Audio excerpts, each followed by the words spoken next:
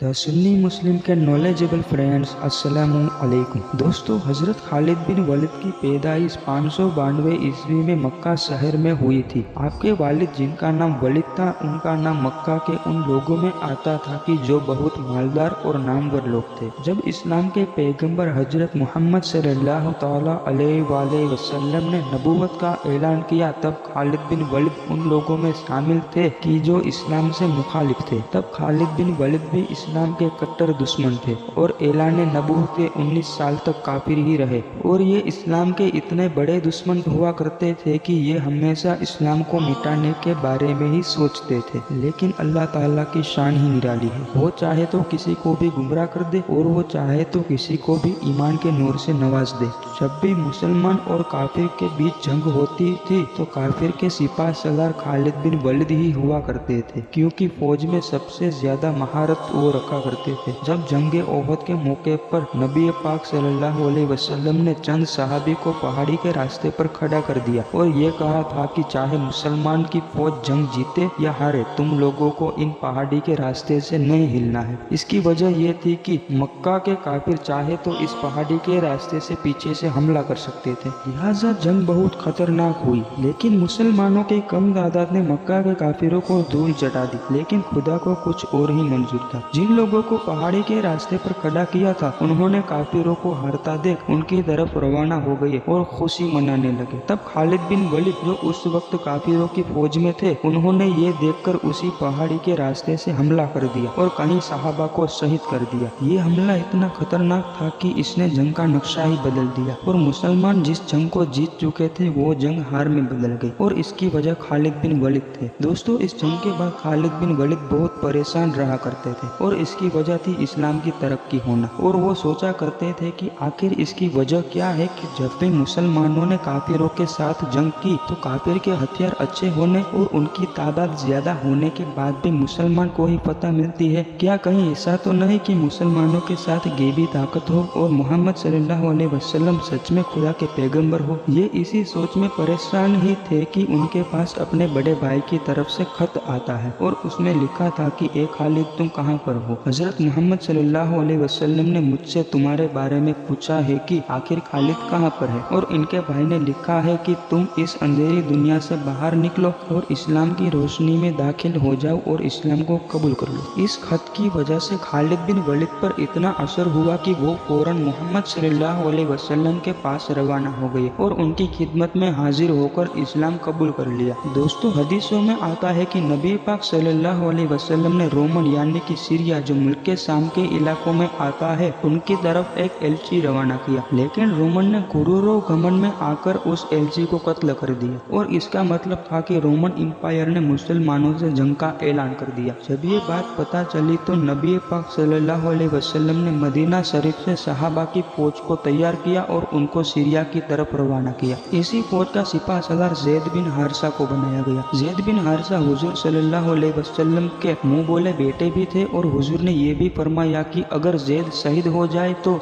अपनी फौज का सिपाह सलार जाफर को बना देना, और जाफर भी शहीद हो जाए तो अपनी फौज का सिपाह सलार अब्दुल्ला बिन रवाहा को बना देना, और वो भी शहीद हो जाए तो तुम जिससे मुत्तफिक हो जाओ उसे अपना सिपाह सलार बना देना। हुजूर ने यह नसीहत करके अपनी फौज को सीरिया की तरफ रवाना किया और मस्जिद नबी में चंद सहाबा के साथ मदीना शहर में बैठ गए। एक तरफ जंग हो रही थी और दूसरी तरफ हुजूर अपने सहाबा को पूरी जंग का नक्शा बता रहे थे। बड़ी ही खतरनाक जंग हुई और हुजूर रो रहे थे और कहा कि ज़ैद अब शहीद हो चुका है और परचम अब जाफर के हाथ में है। थोड़ी देर बाद फिर रोने लगे और कहा कि जाफर को भी शहीद कर दिया है और इस्लाम का परचम अब अब्दुल्ला बिन रवाहा के हाथ में है। और फिर हुजूर ने फरमाया कि अब्दुल्ला बिन रवाहा को भी शहीद कर दिया है और सभी के मुत्तफिक होने के बाद इस्लाम का परचम अब खालिद बिन वलीद के हाथ में है। और ये पहला मौका था कि खालिद बिन वलीद के हाथ में इस्लाम का परचम आया, क्योंकि इससे पहले तो वो काफिर हुआ करते थे। जब रोमन की फौज ने इस्लाम का परचम खालिद बिन वलीद के हाथ में देखा तो आधी तो वो वैसे ही टूट गई थी, क्योंकि वो जानते थे कि एक खालिद बिन वलीद नाम का ऐसा शख्स है जो अपने सामने किसी को भी टिकने नहीं देता है। दोस्तों, फिर बहुत ही खतरनाक जंग हुई और मुसलमानों ने खालिद बिन वलीद की सिपा सलारी में ये जंग जीत ली। और इस जंग में खालिद बिन वलीद रज़ियल्लाहु तआला अन्हु के हाथ से 9 तलवारें टूटी थी। सोचिए, जिसके हाथ से 9 तलवारें टूटी हो उसने कितने लोगों लोगों को कत्ल किया होगा। अब जबकि खालिद बिन वलीद ने अपनी बहादुरी से जंग को फतह कर लिया तो हुजूर ने अपने सहाबा के सामने खुश होकर खालिद बिन वलीद को नया नाम दिया और वो नाम था सैफुल्लाह, जिसका मतलब अल्लाह की तलवार है। हुजूर ने खुश होकर सहाबा को जंग फतह होने की मुबारकबाद देते हुए कहा कि अल्लाह ने अपने तलवार में से एक तलवार निकाल ली है और अब मुस्लिम फौज उनकी सिपा सलारी में है और ये जंग जंगे मोता के नाम से मशहूर हुई। इसी तरह के इस्लामिक वीडियो के लिए लाइक, शेयर एंड सब्सक्राइब जरूर कीजिए।